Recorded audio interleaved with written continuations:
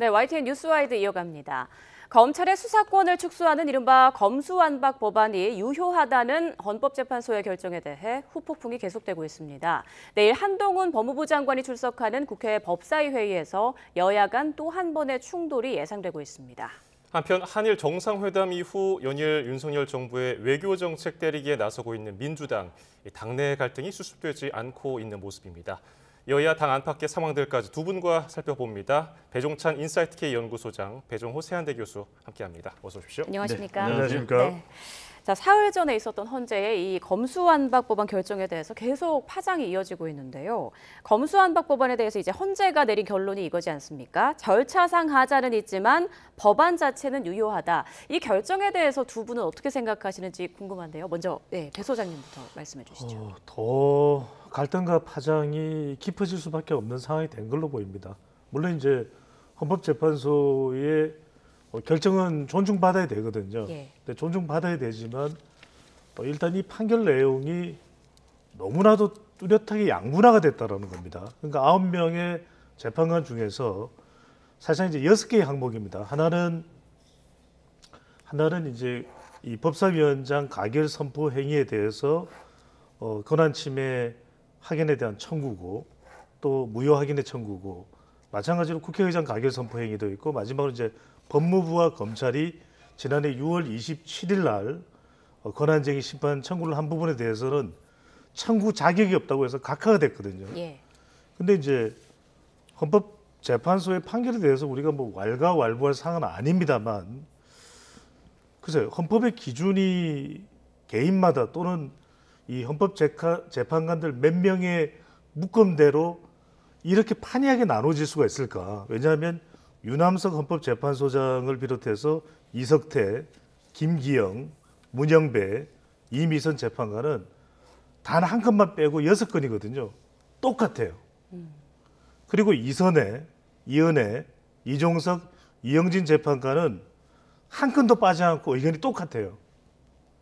근데 이미선 재판관의 경우에는 법사위원장, 그러니까 민영배 더불어민주당 의원이었던 인물이 무소속으로 꼼수 탈당을 해서 이 심의 의결권의 침해를 한 부분에 대해서는 이미선 재판관이 인용을 했어요. 이 부분은. 근데 이 부분만 인용을 했을 뿐이지 나머지는 또 5명의 이른바 민변 우리법 연구회 국제인권법 연구회의 의견과 또 동일한 겁니다. 그러니까 무슨 말씀이냐면 헌법재판소의 이 권한쟁의 심판에 대한 결정은 존중돼야 되지만 어떻게 이렇게 딱 나누어질까? 이 부분은 저는 정치적 해석까지 전파돼서 앞으로 갈등과 파장은 지속될 수밖에 없을 것으로 보입니다. 네, 배 교수님은 어떻게 보셨어요?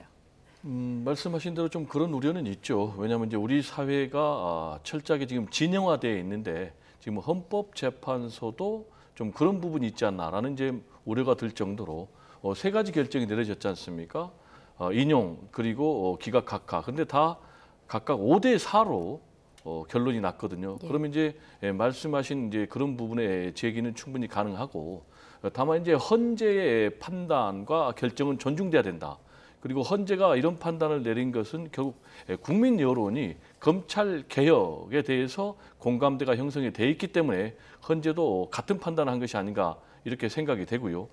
지금 이제 헌재 같은 경우는 앵커께서 말씀하신 대로 절차상의 하자는 좀 있지만은 법적인 효력에는 전혀 문제가 없다라는 결론을 내렸는데, 이게 좀 구체적으로 봐보면은 3가지 판결을 내렸는데, 첫째, 인용과 관련해서는 법사위원장의 가결 선포 행위는 좀 문제가 있었다. 심의 표결권을 침해했다. 그래서 인용이 됐어요. 그렇지만은 법사위원장의 이 가결 선포 행위가 무효는 아니다라면서 이제 이건 기각을 했고요. 그리고 또 국회의장의 이 가결 선포 행위도 이거는 무효가 아니다라면서 이제 기각을 했단 말이에요. 그리고 이제 가장 중요한 대목은 제가 볼 때 이 각하 판단이 내려진 이 부분은 한동훈 법무장관이 권한쟁의 심판을 청구한 거예요. 그 근거는 검사의 권한이 헌법적인 권한이다. 즉 독점적 이제 수사 소추권을 인정해 달라는데 그거는 아니다.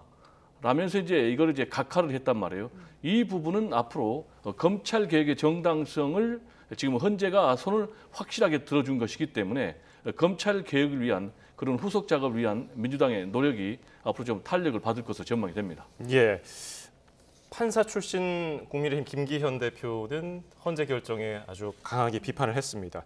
진보 성향 재판관들을 특히 직격을 했는데 이에 대해서 또 민주당은 또 가만히 있지 않았죠. 이게 헌재 결정 불복이냐면서 윤 대통령이 입장 표명을 요구했는데 헌재 결정이 오히려 그 이후에 그 정치권의 이런 충돌을 야기하고 있는 것 같은데 어떻게 보십니까? 그렇습니다. 일단 헌법 재판관들이 이런 걸 의도를 했겠습니까? 이제 그런 성향이 잠재되어 있었을지는 모를 일이죠. 근데 이제 앞서 배종 교수님 말씀해 주셨는데 결국 이것에 다 설득이 돼야 되는데 설득이 되지 않는 거죠. 물론 정치권에서도 이 부분이 설득되지 않았기 때문에 실제 이 법안이 이른바 검수완박법인데 검수완박법으로 불리워지는 것도 지나친 명칭이 과도하게 붙여진 겁니다. 근데 이 법안이 통과되기 이전에 이미 국민의힘은 이걸 권한쟁의로 심판 청구를 합니다. 예. 그런데 지난해 기억나실 겁니다. 문재인 대통령의 임기가 불과 일주일과 열흘밖에 남지 않은 상황에서 4월 30일 지난해 4월 30일 법사위 전체 의결에서 의결이 되고 난 이후에 4월 30일과 5월 3일 날 검찰청법과 이 형사소송법이 통과가 되거든요. 불과 임기를 일주일 남겨두고 통과됩니다. 그런데 바로 그 통과되는 날을 시작을 해서 우리 그래프가 준비가 안 됐을 텐데 그냥 간단한 수치만 말씀드리면 되니까요. 예. 한국갤럽이 자체 조사로 지난해 5월 3일, 4일 실시한 조사 결과입니다. 자세한 사항은 중앙선거론조사 심의위원회 홈페이지에서 확인 가능한데 이 검수완박법 법안 이른바 이것이 통과된 것에 대해서 잘못된 일이다 47%입니다. 잘된 일이다 36%예요. 그러니까 그 당시에도 어떤 부분이 제기됐냐면 내용도 모르는데 왜 이렇게 다급하게 통과를 시키려고 들을까 이 부분에 대해서 반발이 있었고 실제적으로 이제 검찰 권력이 제한받아야 되죠. 검찰 권력은 개혁돼야 되죠. 하지만 검찰이 마땅히 또 해야 될 수사에 대해서는 전문성이 있는 부분에서는 또 가려질 필요가 있지 않느냐는 의견도 있었거든요. 예. 그때의 여론은 아주 호의적이지 않았었어요. 예. 네. 이 여당 반발이 이어진다면 윤 대통령의 입장 표명이 있을 거라고 보시는지요? 윤석열 대통령의 입장 표명은 없을 것 같아요. 그 이유는 일단 이게 불리한 이슈거든요. 헌법재판소에서 검수완박 관련 법안의 정당성을 손을 들어줬기 때문에 윤석열 대통령이 여기에 대해서 문제 제기를 할 경우에 좀 정당성이 없기 때문에 제가 볼 때는 결국 입장 표명을 안 할 것으로 보여지고 두 번째로는 지금 한일 굴욕 외교 논란과 관련해서도 대한민국의 사법부의 판단을 부정하는 것이냐라는 그런 논란에 휩싸였기 때문에 이 문제까지 또 제기하면은 계속해서 공경에 처하는 그런 상황. 그러다 보니까 지금 이제 대통령실에서도 이 문제에 대해서 입장 표명이 없다라는 이제 그런 입장을 밝히고 있지 않습니까? 지금 이제 헌재가 이번에 절차에는 문제가 있음에도 불구하고 검수완박 법안의 통과는 정당한 것이다. 라고 효력을 인정한 그 이유를 알아야 되는 게 법의 안정성 때문에 그렇습니다. 만약에 이걸 국회에서 통과를 했는데 부정하게 될 경우에는 결국 헌법 정신이 뭐겠습니까?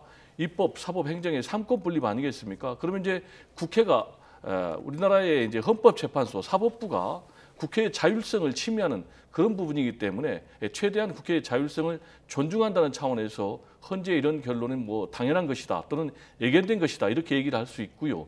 그럼에도 불구하고 집권당이라는 곳에서 지금 뭐 헌법재판소에 대해서 정치재판소 아니냐 또는 뭐 정당의 하수인 아니냐 심지어는 이 헌법재판관에 대해서 헌법재판관의 이름을 창칭한 것이다 라면서 더 나아가서는 뭐 색깔론까지 제기하면서 인신공격까지 했단 말이에요. 그러면은 헌법재판소를 완전히 집권당이 부정하면 어떻게 되겠습니까? 법의 안정을 해치게 되는 것이고 국가의 운영의 안정성을 완전히 해치는 것이죠. 예를 들어보겠습니다. 지난번에 헌법재판소에서 박근혜 전 대통령을 탄핵 파면했습니다. 그러면 만약에 집권당에서 박근혜 전 대통령에 대해서 탄핵 파면한 그 헌법재판소의 부정을 정치재판이다, 정당의 하수인이다 라면은 국가적인 혼란이 되지 않겠습니까? 그래서 법리적으로 문제가 있는 건 논리적으로 반박하는 건 좋으나 이런 식으로 헌법재판소의 결정을 전면 부정하고 헌법재판관 개개인을 인신공격까지 하는 것은 집권당다운 태도가 아니다라는 얘기를 좀 강조를 하고 싶습니다. 네, 어쨌거나 이번 헌재 결정을 놓고 여야 간 설전이 계속 거칠게 벌어지고 있는데 이런 가운데 내일 국회 법사위 전체 회의가 열리고요. 이 자리에 한동훈 법무부 장관이 출석합니다. 당연히도 화두는 검수완박 법안에 대한 내용이 될 것 같은데요. 최근 한동훈 장관이 헌재 결론에 공감하기 어렵다고 밝혀서 여야의 충돌이 예상됩니다. 먼저 여야 입장 잠깐 듣고 오겠습니다. 민주당은 헌법재판소가 자신들을 지켜주는 구분나무로 생각하는 듯합니다.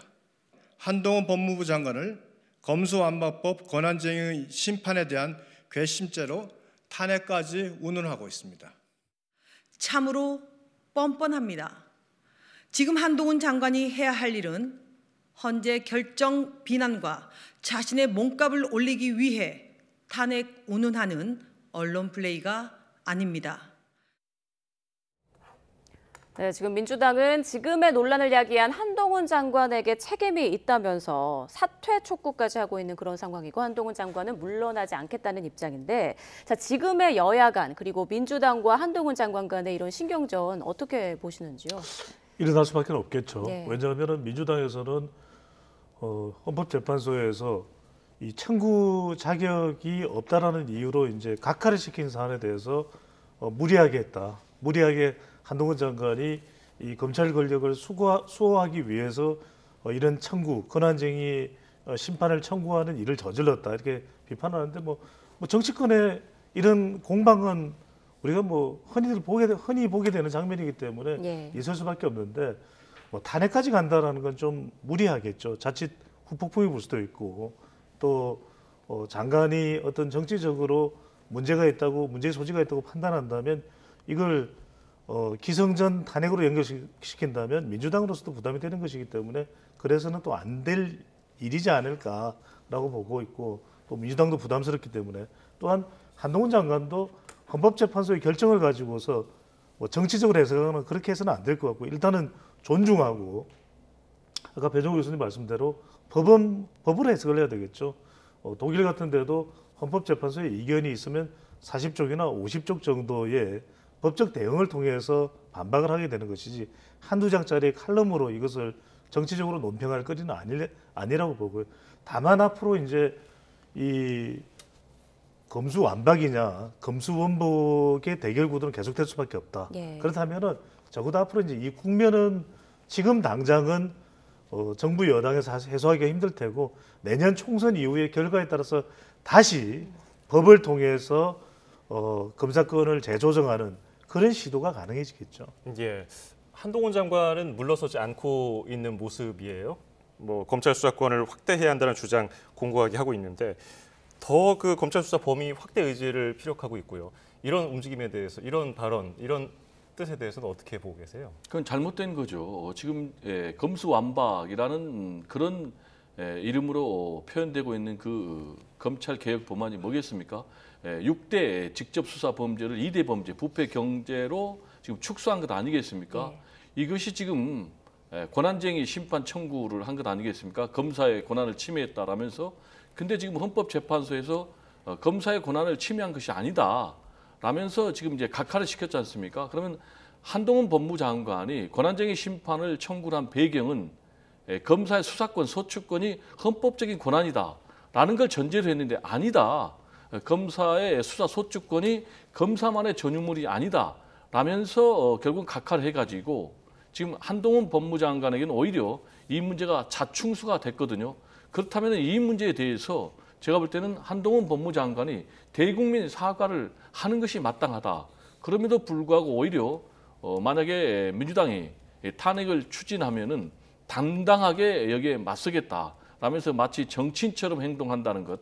이거는 굉장히 바람직하지 않고요. 현재는 엄연히 국무위원이고 법무장관이지 정치인이 아니거든요. 그리고 두 번째로 지금 한동훈 법무장관이 시행령을 통해서 검찰의 직접 수사를 계속해서 확대하는 것은 잘못됐다라는 그런 헌재 판단이 내려졌기 때문에 상위법 안에서 이걸 따라가면서 검찰의 수사를 하는 것이 마땅하다. 그래서 만약에 계속해서 이런 식으로 행보를 한다면은 지금 민주당 같은 경우는 세 가지를 요구하고 있지 않습니까? 첫 번째가 대국민 사과, 두 번째가 자진 사퇴, 그리고 세 번째가 그렇지 않다면은 탄핵 추진 이렇게 나오는데 이런 식으로 한다면은 민주당에서도 계속해서 압박 공세를 높여가지 않겠습니까? 그러면 이제 전국이 더 불안정해지기 때문에 제가 볼 때는 좀 자제할 필요가 있다라는 얘기를 드리고 싶습니다. 네, 내일 이 말씀은 드려야 될 것 같아요. 왜냐하면 좀 더 정확히 할 필요가 있는데 헌법재판소에서 법무부와 검찰이 제기한 권한쟁의 심판에 대해서 청구인 자격이 없다고 각하한 것은 이제 헌법상의 문제거든요. 그러니까 법률상으로 검찰 수사권의 범위에 대해서는 입법에 의해서 법률로 조정할 수 있다는 이야기는 향후에 또다시 입법 사안으로 법률로서 조정할 수가 있다라는 겁니다. 그래서 이제 그 시도는 아까도 말씀드렸지만 향후에 법률로서 발의를 해서 그것이 통과된다면 다시 이제 이 이른바 검수완박법이라는 것이 이제 재조정될 수 있는 것이고 시행령은 시행령에 대한 차단을 하기 위해서는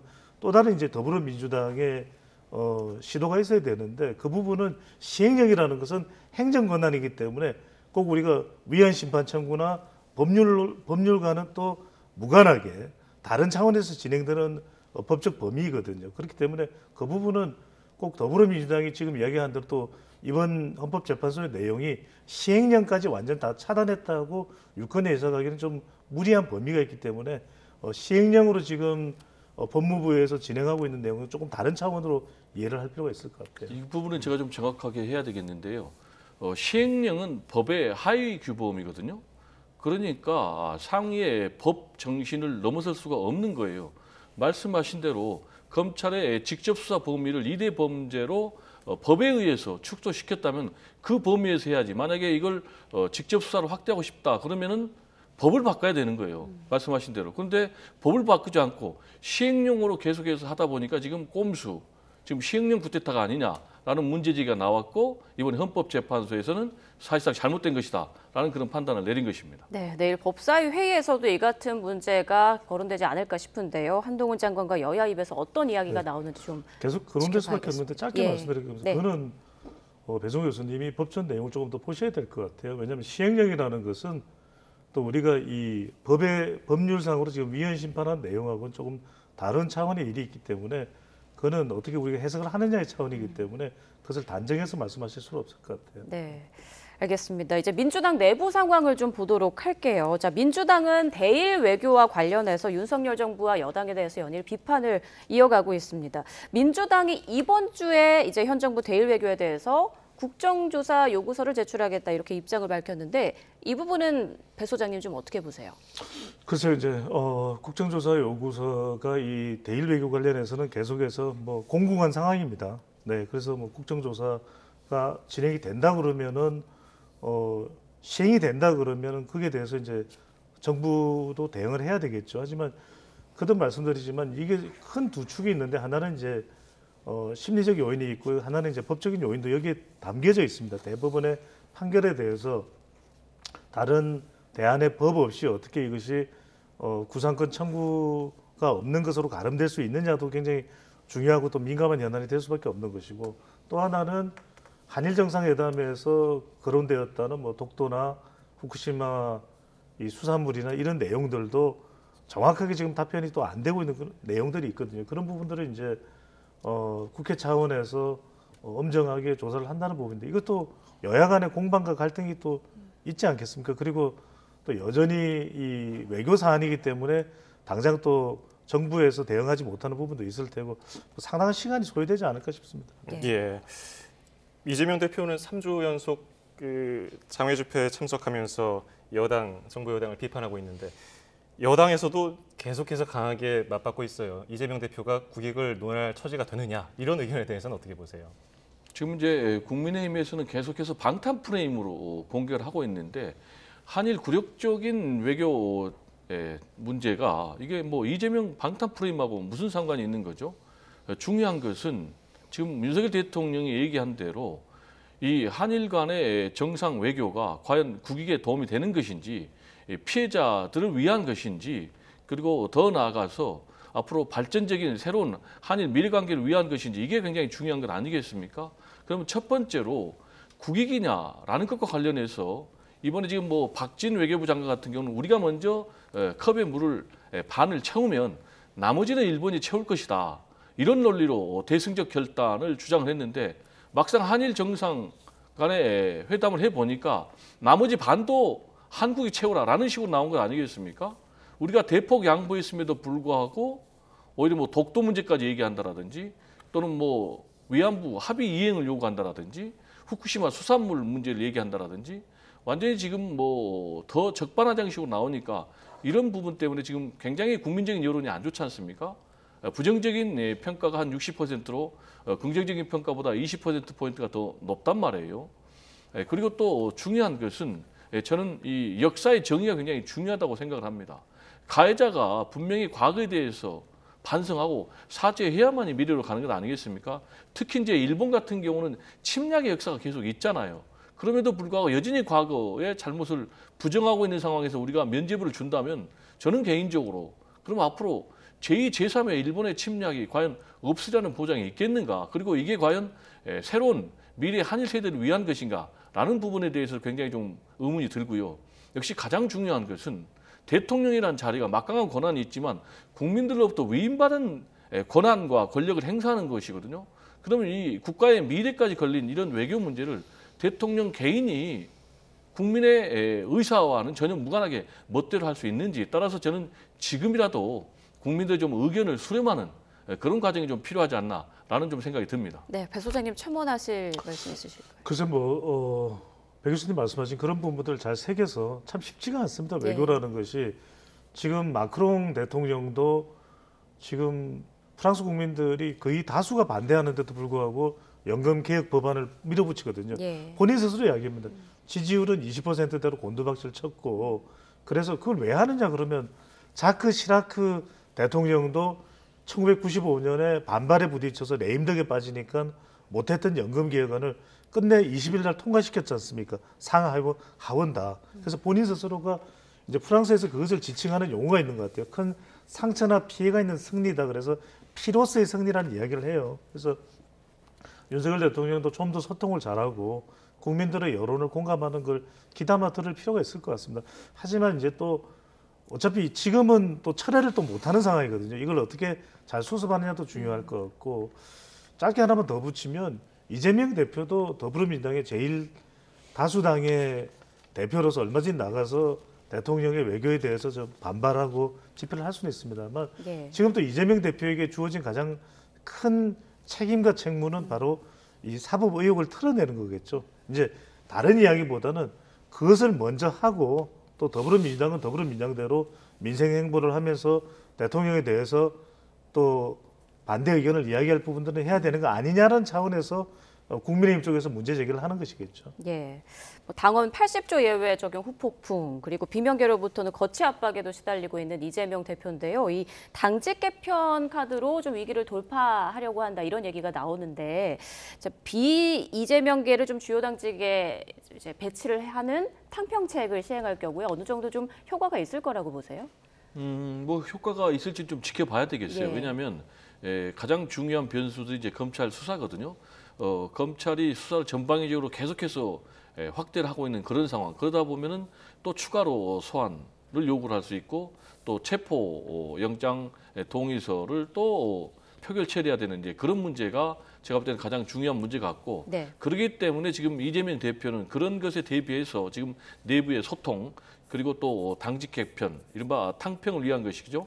이 당직 개편 문제가 왜 나오고 있냐면은 비명계에서 요구를 하고 있는 거예요. 예. 왜 친명 일색이냐. 그리고 이 당직 개편의 문제는 결국은 공천의 문제하고 직결되어 있는 거예요. 그래서 현재 갈림이 되는 부분은 지금 이제 이재명 대표 입장에서는 사무총장은 그대로 유임시키는 교체하지 않는 그러나 이제 반면에 비명계에서는 사무총장이 공천의 실무를 관장하기 때문에 사무총장까지 바꿔라라는 그런 요구를 하고 있기 때문에 결국 앞으로 사무총장을 교체하느냐 안 하느냐가 친명과 비명계의 갈등의 중요한 고비가 되지 않을까 이렇게 생각이 듭니다.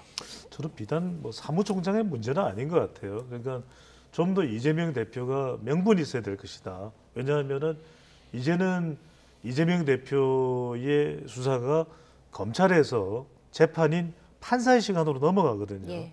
그만큼 그 부분에 좀 더 명분이 있으려면 적어도 문재인 전 대통령이 만들었던 윤리적인 기준이 기소되면은 당무는 정지된다.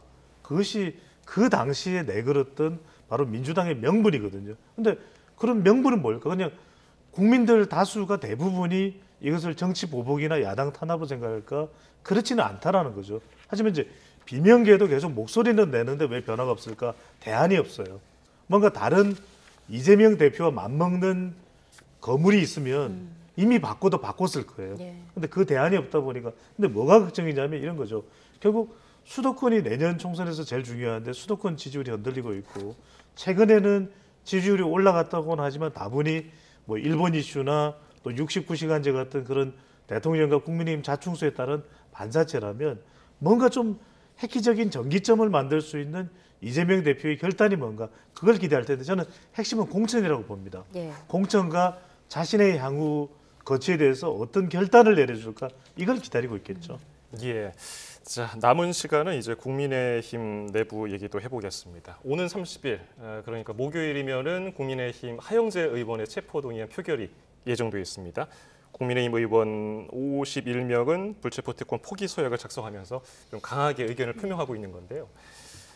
국민의힘은 자율투표지만은 가결에 무게를 두는 것 같은데 노웅래 의원 또 이재명 대표까지 체포동의안 부결시켰던 민주당은 좀 고민이 있을 것 같은데 앞으로 어떤 행보를 보일까요? 뭐 결론적으로 얘기하면 하영재 의원 같은 경우는 체포동의안이 가결될 것이다 이렇게 봅니다. 예. 왜냐하면 하영재 의원 같은 경우는 이재명 대표하고 좀 달라요. 전형적인 개인 비리란 말이에요. 지금 그러니까 공천원과 관련해서 뭐 한 7천만 원 받았고 사무실 운영비 명목으로 보좌관에게 한 5,700만 원 받은 그런 혐의이기 때문에 이걸 가지고 무슨 뭐 정치적인 탄압이다라고 얘기를 할 수가 없을 것 같아요. 그리고 두 번째로는 앵커께서 말씀하신 대로 국민의힘에서도 지금 이재명 방탄 프레임으로 이재명 때리기 차원에서 지금 불체포 특권 내려놓기를 사실상 당론으로 얘기를 하고 있단 말이에요. 그리고 또 뭐 불체포 특권 서약식까지 지금 내려놓기 서약식까지 했기 때문에 제가 볼 때는 뭐 국민의힘도 상당 부분 가결 쪽에 표를 던질 것 같고 예. 또 민주당 쪽에서도 상당 부분 특히 비명계를 중심으로 가결 쪽에 표를 던진다면은 가결될 확률이 굉장히 높다. 참고로 이제 지난번에 노웅래 의원 같은 경우는 찬성이 101표가 나왔고요. 이재명 대표 같은 경우는 찬성이 139표가 나왔는데 그렇다면 하영재 의원 같은 경우는 150표 이상 정도는 나와야지 그런 결과를 가지고 가결이 되지 않을까 이렇게 전망이 됩니다. 네, 앞서 배 소장님께서 그 네. 민주당 지지율에 대해서 좀 분석을 해주셨는데요. 국민의힘은 이제 김기현 체제 출범 후에 당 지지율이 조금씩 빠지고 있단 말이죠. 네. 그 원인은 어떻게 분석하고 계세요? 윤벤션이기 때문에 그렇겠죠. 예. 그러니까 지난 국민의힘 전당대회가 김벤션이 아니라 예. 김기현의 김벤션이 아니라 윤석열 단일 대우가 만들어진 거예요. 그러니까 지금 김기현 대표의 존재감이 거의 보이지 않고 있거든요. 그러니까 그만큼 딜레마죠. 윤석열 대통령의 국정 수행이 타격을 입으면 정당 지지율까지 함께 꺼지는. 그러니까 한국갤럽조사 지금 보이고 있는 그래프죠. 한국갤럽조사의 경우에는 국민의힘 지지율과 대통령의 지지율이 똑같아요. 34%로. 예. 그만큼 꽉 묶여 있는 이 커플링 현상이 일어나고 있거든요. 이게 좋을 때도 있습니다. 하지만 그만큼 어떻게 보면은 대통령이 좀 수세에 몰릴 때는 국민의힘에서 독자적인 좀 견인 또 경쟁력을 지지율을 견인할 수 있는 역량 또 경쟁력을 발휘해주면 좋은데 그렇지 못한 건 아쉬운 거죠. 왜냐하면 정책적으로 좀 민생 관련된 이슈를 더 뿜뿜해내든지 아니면 사람과 관련해서 뭐 천하람 위원장이 됐든 아니면 20대 30대 세대들을 좀 더 묶을 수 있는 그런 이제 당 차원의 행보가 나와야 되는데 그렇지 못한 부분 말 그대로 국민의힘 지지율과 대통령의 지지율이 엮여 있는 상태다. 김기현 존재감은 아직까지는 잘 안 나오고 있다. 이렇게 봐야 되겠죠. 네, 예. 배 교수님께서는 지금 정당 지지율의 어떤 추이를 좀 어떻게 분석하고 계세요? 한때 이제 뭐 컨벤션 효과 때문에 국민의힘 지지율이 민주당 지지율을 압도를 했어요. 근데 최근에 보니까 리얼미터도 그러고 또 갤럽에도 그러고 역전돼 가지고 지금 국민의힘의 정당 지지율이 민주당 정당 지지율보다 못 나오고 있는 이런 상황. 그럼 이제 이렇게 지지율이 떨어지고 있는 것은 결정적으로는 윤석열 대통령의 한일 구력외교 논란, 그리고 또 주 69시간제 근로시간 개편 논란이 결정적인 역할을 한 것 같고요. 그리고 두 번째로는 말씀하신 대로 윤석열 대통령이 못한다 할지라도 국민의힘에서 좀 제대로 역할을 해줘야 되는데 김기현 신임 새 대표가 어떤 그런 역할을 잘 해주지 못하기 때문에 이런 결과가 나온 것이 아닌가. 그래서 한마디로 국민의힘에는 굉장히 지금 빨간불이 켜졌다. 이런 상황이 뭐 총선 전까지 계속된다면은 상당 부분 어려운 그런 결과가 예상이 되기 때문에 지금 국민의힘에서 자기 목소리를 좀 확실하게 낼 필요가 있겠고 대표적으로 지금 2030에서 상당히 좀 이탈 현상이 나오고 있기 때문에 천하용인 그러니까 천하람 전 당대표 후보 등을 대거 중요한 당직에 기용을 하는 그런 결단이 필요하지 않나라는 생각이 좀 듭니다. 예, 청년 세대 지지율이 떨어진 거 이거 어떻게 타개할 수 있을까요? 그러니까 뭐 사람도 중요하겠지만 저는 예. 진심이 더 중요한 것 같습니다. 그러니까 근로시간제 69시간제는 현장을 모른다 해서 상당히 큰 타격이었거든요. 결국은 중요한 것이 표를 의식하지 말고 말 그대로 청년은 미래이기 때문에 그 청년들의 미래를 잡을 수 있는 방법은 뭘까? 현장에 가서 직장은 정말 직장 갑질이 없어야 되고 안전해야 되고 중소기업도 대기업 못지 않은 환경이 돼야 되고 늘 원했지만 되지 않았던 그것을 해낼 수 있게 만드는 그 진정성이 청년 세대를 붙을 수가 있고 그러니까 MZ세대 모르면서 MZ파리 안 하면 좋겠어요. 네. 자, 이제 시간이 한 1분 정도가 남아서요. 마지막 질문 좀 드릴게요. 이제 국민의힘 원내대표 선거가 이제 2주도 안 남았는데 어떻게 전망하고 계세요? 뭐 결론적으로 보면은 지금 뭐 2강 아니겠습니까? 양자 대결인데 네. 김학용, 윤재호 제가 누가 될 거냐 한번 예상을 해봐라 한 명을 찍으라면은 저는 김학용 의원이 될 것이다. 왜냐하면 지금 이제 이 원내대표를 선택하는 변수가 두 가지예요. 하나는 윤심, 또 하나는 이제 지역 변수인데 지금 윤심도 김학용 의원 쪽으로 쏠렸다라는 얘기가 들리고 두 번째 지금 김기현 원내대표가 당 대표가 PK 아니겠습니까? 네. 그러니까 아무래도 좀 수도권 출신의 원내대표가 나와야 된다라는 부분이 지금 TK 원내대표론보다는 더 힘을 얻고 있지 않나라는 생각이 좀 듭니다. 저도 김학용으로 가겠습니다. 그냥 배윤지 효과로 배배 브라더스가 일치하는 예측을 한다. 윤심과 지역, 지역. 윤지, 예. 배윤지입니다. 쏙쏙 들어오네요. 네. 네, 오늘 말씀 여기까지 듣겠습니다. 지금까지 배종찬 인사이트 K 연구소장, 배종호 세한대 교수와 함께했습니다. 고맙습니다. 네, 감사합니다. 감사합니다.